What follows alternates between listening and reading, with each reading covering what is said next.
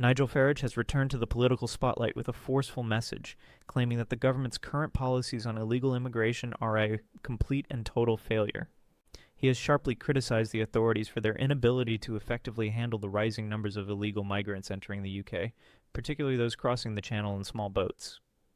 According to Farage, this failure not only endangers national security, but also raises serious questions about the credibility of the government's promises. Farage's remarks come after years of warnings he made regarding the surge of migrants and the risk of an invasion if steps weren't taken to address the issue. His comments are aimed at highlighting the government's lack of action in halting the flow of illegal crossings. In a passionate speech in Parliament, Farage pointed out that on the same day of his address, over 600 young men had been processed at Dover, with some possibly having ties to terrorist organizations, suggesting it had been a failure. Farage's tone was accusatory as he demanded the immediate deportation of those arriving in small boats, claiming that their presence in the country poses an ongoing threat. In response, Labour's Yvette Cooper defended the government's stance, suggesting that new counterterrorism measures should be introduced to tackle the criminal gangs behind the boat crossings. Cooper argued that criminal organizations are making significant profits from these illegal operations and emphasized the need for enhanced powers to target and dismantle these gangs.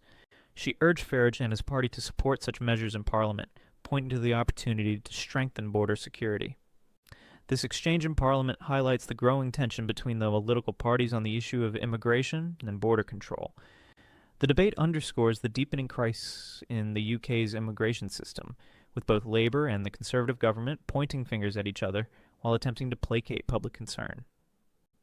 Behind the speeches, however, lies a much broader issue: the failure of the UK's border control policies and the inability of successive governments to address the root causes of illegal immigration effectively. Farage's warning of an invasion was a bold prediction 5 years ago, but today, as the numbers continue to rise, his stance seems vindicated in the eyes of many who share his concerns, reflects a hardline approach that resonates with a portion of the public, who feel the government is not doing enough to safeguard the nation's borders. However, critics argue that Farage's rhetoric does little to address the complexities of the immigration issue. They suggest that simply focusing on deportation and tougher border security measures ignores the underlying factors driving people to risk their lives on dangerous boat crossings.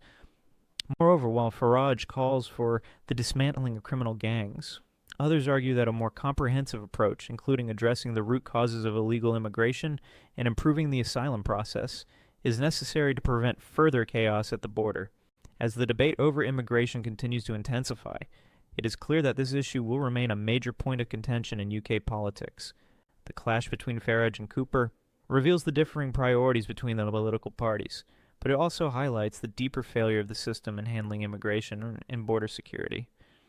With both major political sides at odds, the question remains whether the UK government can find a solution that addresses the concerns of its citizens while adhering to its international obligations.